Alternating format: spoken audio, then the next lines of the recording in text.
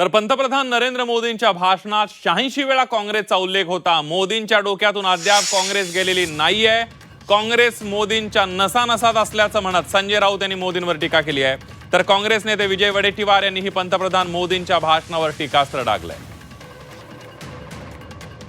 भाषणामध्ये मोदींच्या 86 वेळा काँग्रेसचा उल्लेख होता। 86 वेळा ते काँग्रेस मुक्त भारत करायला निघायला होते। त्यांच्या डोक्यातून काँग्रेस अद्याप गेलेली नाही। 11 वर्षामध्ये 12 वर्षामध्ये काँग्रेस मुक्त भारत करायला निघाले होते आणि त्यांच्या नसानसामध्ये काँग्रेस आहे। रक्ताच्या प्रत्येक थेंबात आणि श्वासामध्ये काँग्रेस आहे। शब्दामध्ये काँग्रेस आहे। विचारामध्ये काँग्रेस आहे।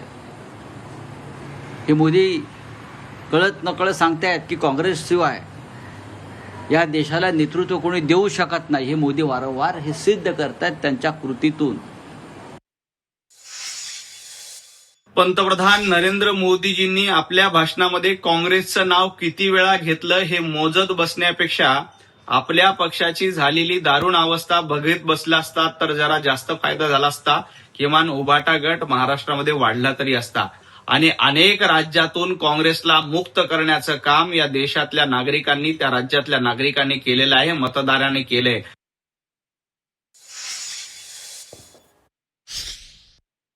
आचारसंहितेचं उल्लंघनच होतं आणि दुसरीकडे पंतप्रधानांचं भाषण नसून राजकीय नेत्याचं भाषण होतं असं ते कालचं भाषण होतं। जवळपास 50 वेळा त्यांनी काँग्रेसचं नाव घेतलं।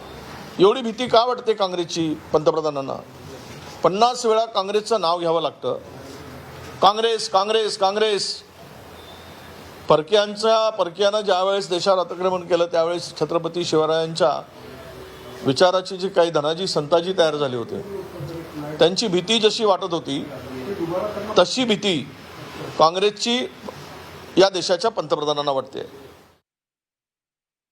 ज्यांच्यावर कोणत्याही प्रकारचा डाग नाही ते खंबीर नेतृत्व म्हणून ज्या नरेंद्र मोदी साहेबांकडे पाहिलं जातं अशावर टीका करताना स्वतःची पातळी घेतली हे संजय राऊत एकदा तपासलं पाहिजे।